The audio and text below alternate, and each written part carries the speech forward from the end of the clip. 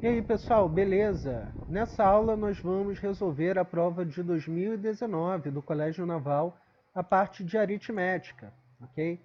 Então a gente vai ver não só a resolução das questões, como o tipo de questão, perfil de questão que o Colégio Naval cobra, ok? Então vocês vão reparar que a solução das questões muitas das vezes seguem o mesmo padrão, uma mesma ideia, ok? Então, sem perda de tempo, vamos com a questão 1. Coloque F de falso ou V de verdadeiro nas afirmativas abaixo em relação aos números naturais, assinalando a seguir a opção correta. Primeira, se dois números não primos são primos entre si, então ao menos um deles é ímpar. Bom, pessoal, aqui é interessante a gente começar com as definições, né? Número primo a gente sabe que é aquele número que só é divisível por um e por ele mesmo, e números primos entre si. A definição de números primos entre si são números que possuem MDC igual a 1, ok? Então, se os números a e b são primos entre si, isso implica que o MDC entre a e b é igual a 1. Então ele está dizendo o seguinte: se dois números não primos são primos entre si, se dois números não primos possuem MDC igual a 1, então ao menos um deles é ímpar. Bom, vamos tentar justificar isso, né? Vamos pegar aqui o A igual a 2K e o B igual a 2N. Por que isso? Porque a gente quer ver o que acontece quando esses números são pares. A afirmativa diz que pelo menos um deles é ímpar. Então vamos tentar contradizer isso. Se pelo menos um deles é ímpar, isso significa que um deles é ímpar ou que ambos são ímpares. Então qual é o contrário, qual é a negação de ao menos um deles é ímpar? Ambos pares, ok? Então, A igual a 2K significa que A é par, A é múltiplo de 2. B igual a 2N significa que B também é múltiplo de 2, tá certo? E aí, quando a gente toma o MDC entre A e B, esse MDC tem que ser no mínimo 2. Por quê? Ambos são pares, então ambos necessariamente são múltiplos de 2. Então, quando a gente vai tomar o MDC, que é formado pelos fatores comuns, então pelo menos o 2 já tem que aparecer no MDC, tá certo?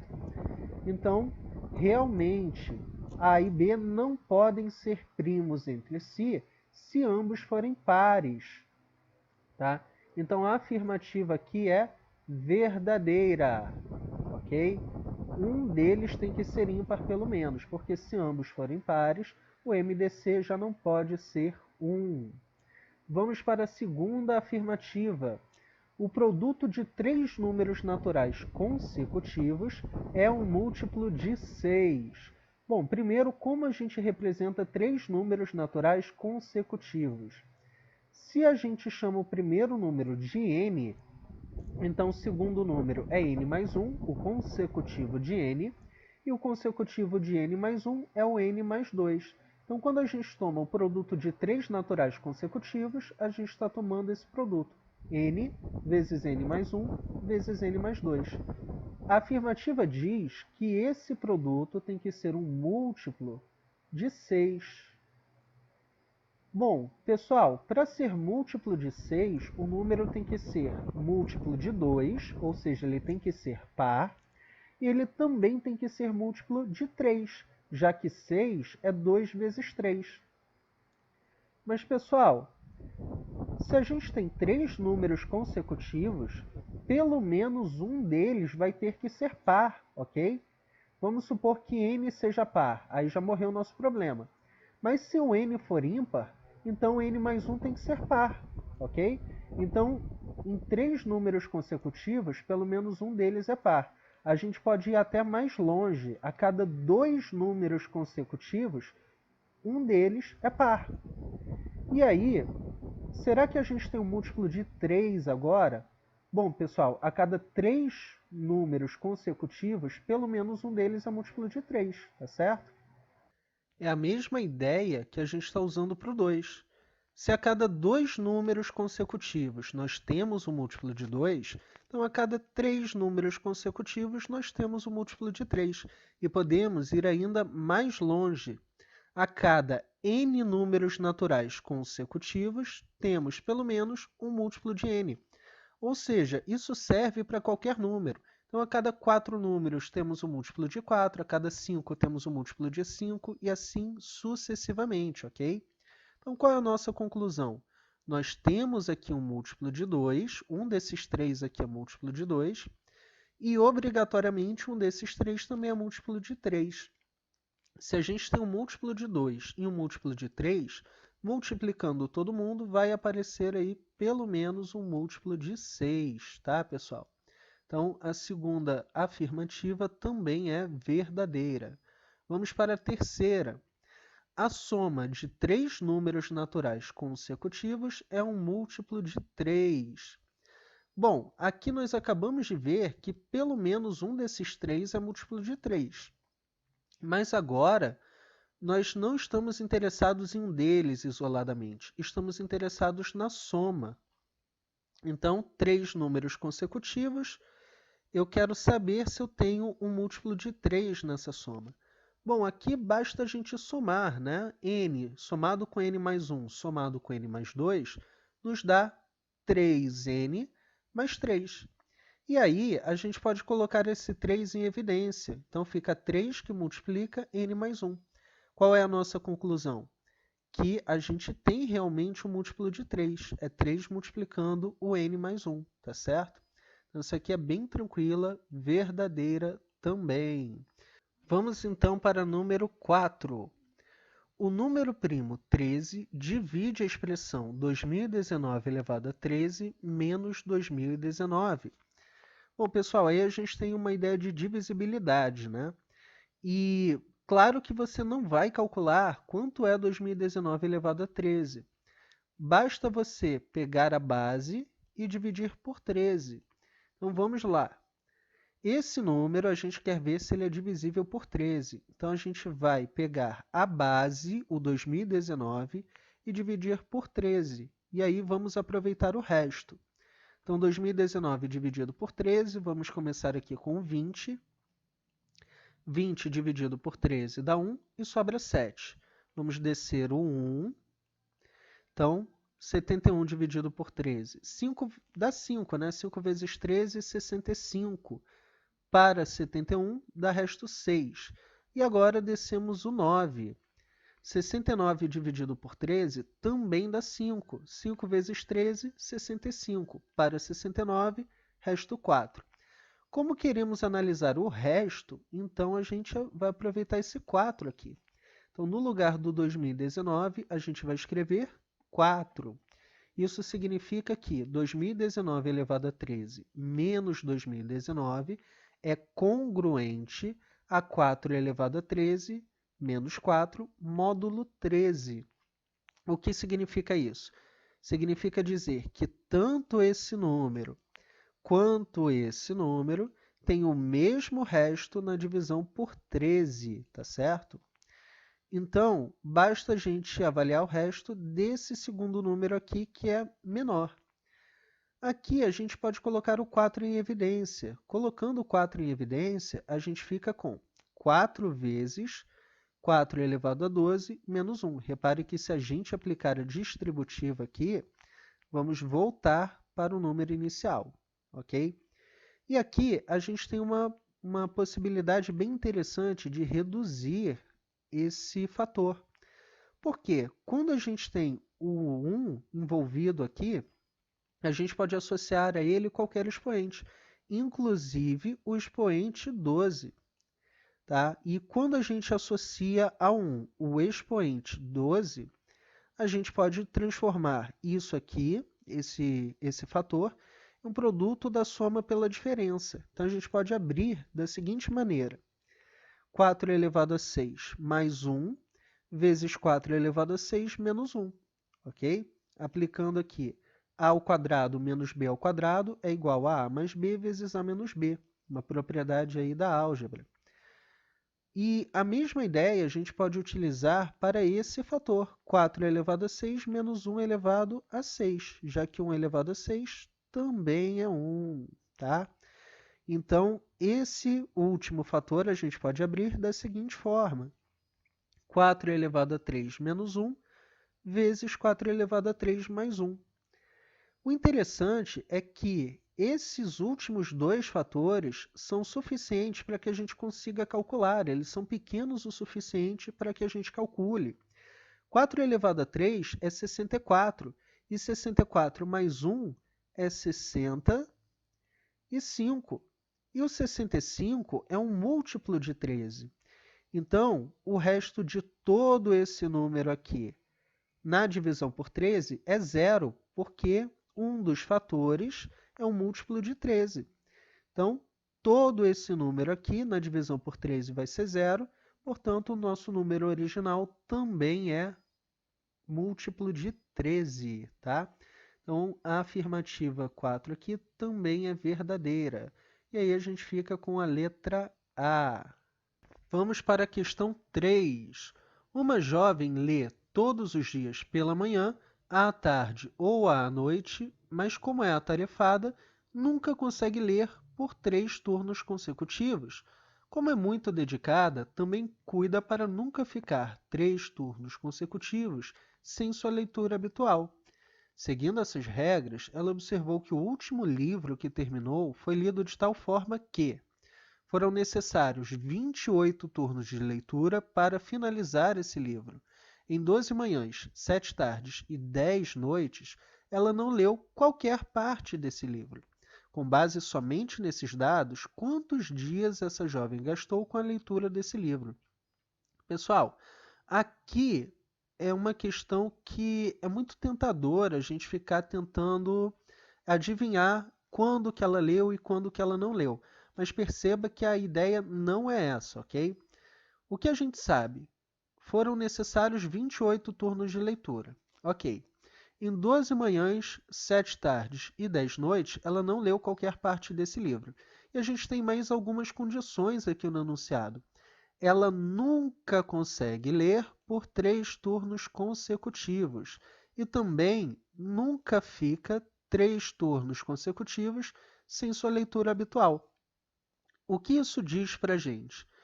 Bom, se ela pudesse ler por 3 turnos consecutivos, né, e tivesse lido em 28 turnos, a gente poderia simplesmente pegar o 28 e dividir por 3, ok?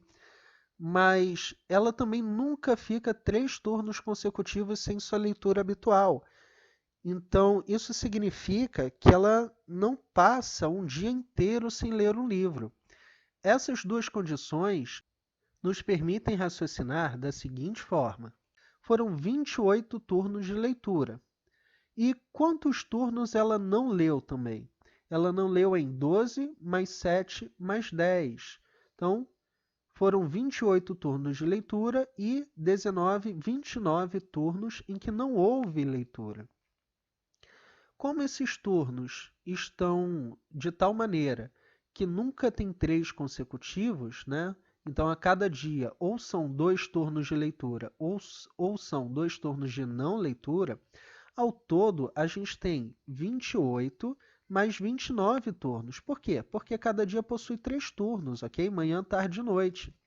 Então, ao todo, houve 57 turnos. 28 mais 29 foram 57 turnos. Como a gente quer saber a quantidade de dias, como cada dia possui 3 turnos, basta a gente pegar esses 57 turnos e dividir por 3. Então, em quantos dias ela leu esse livro? 57 dividido por 3, 19, resposta letra A. Então, assim, é uma questão que parece muito difícil se você tentar fazer o desenhozinho, né? Manhã, tarde, noite, quando que ela leu, quando que ela não leu. A ideia não é essa. A ideia é você pensar que cada dia possui 3 turnos. E aí, conta quantos turnos de leitura houve, quantos turnos de não leitura houve, E aí você simplesmente faz essa soma e divide por 3 para achar a quantidade de dias, ok, pessoal? Agora, a próxima questão de aritmética é a questão 12. O número é obtido pela expressão formada pela soma de todas as potências naturais do número 2, desde 0 até 2019, ou seja, é igual a 2 elevado a 0, mais 2 a primeira, 2 a segunda, 2 a terceira, todo mundo, até 2 elevado a 2019. O resto da divisão de E por 7 é quanto? Pessoal, sempre tem, né? Quem conhece as provas do Colégio Naval percebe que sempre tem alguma brincadeirinha aí com o ano da prova. Nesse caso, a gente tem uma soma de potências desde 2 elevado a 0 até 2 elevado a 2019. Qual é o resto dessa divisão por 7? A ideia é parecida com a ideia que a gente usou na última afirmativa da questão 1, né? Uma questão também de divisibilidade.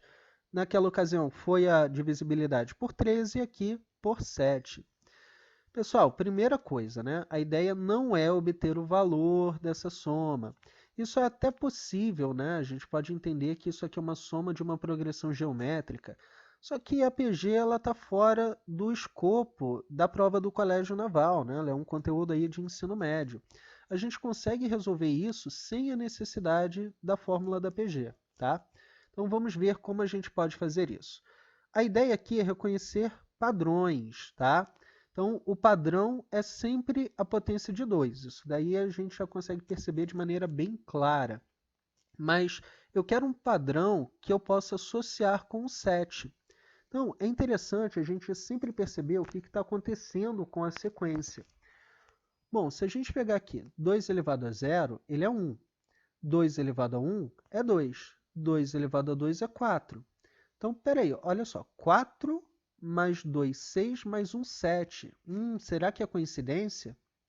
Então, aqui já tem um padrão que remete a gente ao 7. Então, vamos lá. De maneira geral, essa sequência pode ser escrita como 2 elevado a n, mais 2 elevado a n mais 1, mais 2 elevado a n mais 2. Tá? Por quê? Porque esse primeiro padrão que apareceu aqui, né, das três primeiras parcelas, isso aqui já deu para a gente o 7, né? 1 mais 2, tá? Mais 4. Então, 1 mais 2, 3, mais 4, 7. Então, se a gente quer três parcelas consecutivas de maneira geral, a gente vai colocar 2 elevado a n, mais 2 elevado a n mais 1, mais 2 elevado a n mais 2. Qual é a ideia aqui? Eu quero saber se foi só coincidência ou se esse padrão vai seguir para toda a sequência. Então, vou analisar três parcelas consecutivas. Pessoal, três parcelas consecutivas, aqui a gente pode colocar o 2 elevado a n em evidência, né? Então, se a gente coloca o 2 elevado a n, que é a menor potência, em evidência, quem vai ficar dentro dos parênteses? Bom, colocando 2 elevado a n em evidência, a gente tem 2 elevado a n dividido por 2 elevado a n, que é o nosso 1. 2 elevado a n mais 1 dividido por 2 elevado a n, fica 2 elevado a 1, que é 2. 2 elevado a n mais 2 dividido por 2 elevado a n vai ficar dentro dos parênteses 2 elevado a 2, que é 4. Opa, então que interessante, olha, não importa quem seja o 2 elevado a n, né? Não importa quem seja o n, aqui a gente vai ter uma soma que vai dar para a gente o número 7. O resultado disso aqui vai ser 7 vezes 2 elevado a n. Então, realmente, não é coincidência. A cada três parcelas consecutivas, a gente tem um múltiplo de 7. Então, não importa quantas parcelas a gente tenha, são parcelas a perder de vista, mas a cada três delas a gente tem um múltiplo de 7. Então, basta a gente saber aqui em qual parcela que a nossa soma está terminando. Qual é o papel do 2 elevado a 2019? Ele está sendo a primeira dessas parcelas? Está sendo a segunda? Está sendo a terceira? Então, como é que a gente pode verificar isso? Bom, a parcela, né, esse padrão termina a cada três parcelas. A quarta o expoente dela é um múltiplo de 3. E assim sucessivamente, olha. A primeira parcela, o expoente é 0, 0 é múltiplo de 3. A quarta parcela, que é onde começa o segundo padrão, o expoente também é múltiplo de 3. O terceiro padrão vai começar, ó, 2 elevado a 3, 2 a quarta, 2 a quinta. O terceiro padrão começa em 2 elevado a 6, que é múltiplo de 3. Ou seja, o padrão está sempre começando quando o expoente é um múltiplo de 3. Então, basta a gente avaliar o 2019. 2019 é um número múltiplo de 3, porque a soma dos algarismos é um múltiplo de 3. Olha, 2 mais 0, 2. 2 mais 1, 3. 3 mais 9, 12. Então, 2019 é múltiplo de 3. Ou seja, se ele é múltiplo de 3, ele é o primeiro elemento desse padrão. E o primeiro elemento desse padrão sempre vai deixar resto 1, tá certo? Então, 2 elevado a 2019, até aqui o nosso padrão fechou. Então, até aqui a gente tem um múltiplo de 7, tá? Então, o resto disso aqui tudo na divisão por 7 é 0, tá? Porque a gente tem somas de múltiplos de 7. E o 2 elevado a 2019 estaria começando um novo padrão. Mas se ele está começando um novo padrão, o resto dele na divisão por 7 é 1. Então, a resposta aqui, letra E, 1. É claro que tem várias maneiras de fazer, né, pessoal? A gente poderia usar divisibilidade, a gente poderia usar várias outras ideias. Inclusive a soma da PG. Se você conhece, você pode usar também, não tem problema. Mas essa maneira aqui é bem simples e prática. Então, ela ilustra bem como as provas do Colégio Naval são, qual é o perfil de questão que a banca do Colégio Naval coloca. São questões que, a princípio, parecem muito difíceis, mas sempre tem uma saída fácil. Então, se na sua prova você está fazendo muita conta e está vendo que não sai muito do lugar, provavelmente tem um raciocínio mais simples. Então, vale a pena você voltar do início e pensar como você pode fazer a conta de maneira mais simples, ok? Beleza, pessoal. Última questão de aritmética dessa prova, questão 16. Estudando a estrada que deve seguir numa viagem, uma pessoa identificou que existe um posto de abastecimento a cada 20 quilômetros e um café a cada 36 quilômetros do seu ponto de partida. Para otimizar a viagem, ele pretende estabelecer paradas em lugares que tenham tanto o café quanto o posto de abastecimento. Do ponto de partida até o seu destino, que estava 1 quilômetro antes da sexta dessas paradas, quantos quilômetros essa pessoa percorreu em sua viagem? Então aqui a gente tem uma questãozinha aí que estabelece para a gente que a cada 20 quilômetros existe um posto de abastecimento e a cada 36 quilômetros existe um café, ok? E aí essa pessoa quer parar em lugares que tenham tanto o café quanto o posto de abastecimento. Isso já dá para a gente o tema da questão, que é um tema de MMC. Por quê? A cada múltiplo de 20 quilômetros tem um posto, a cada múltiplo de 36 tem um café. Se eu quero saber onde que tem um café e um posto, eu quero um múltiplo comum do 20 e do 36. Então vamos calcular qual é o MMC entre o 20 e o 36. Para isso nós vamos fatorar esses números. O 20 é 2 ao quadrado vezes 5. E o 36 é 2 ao quadrado vezes 3 ao quadrado. Para calcular o MMC, a gente vai pegar os fatores comuns e não comuns elevados aos maiores expoentes. Então, vai ficar 2 ao quadrado vezes 3 ao quadrado vezes 5. Então, aqui a gente vai ter 36 vezes 5, que é 180. Então, a cada 180 quilômetros, vai ter uma parada. E aí, do ponto de partida até o seu destino, que estava 1 quilômetro antes da sexta parada. Então, 1 quilômetro antes da sexta parada. Quantos quilômetros essa pessoa percorreu em sua viagem? Então, bem tranquilo, né, pessoal? Vamos calcular em que quilômetro fica a sexta dessa parada. Então, vamos pegar o MMC, que é 180, e multiplicar por 6, obtendo assim 1080. Mas o destino dessa pessoa estava 1 quilômetro antes disso. Então, 1080 menos 1, 1079. Então, aqui a gente marca a letra C. Então, bem tranquila essa questão, pessoal. Uma questãozinha aí de MMC. E é importante você saber que o MMC, né, os múltiplos comuns entre o 20 e o 36, são múltiplos do MMC, então são múltiplos de 180. Por isso a gente pode fazer 180 vezes 6, e aí 1 km antes, 1079. Ok, pessoal? Então, um grande abraço, até a próxima aula.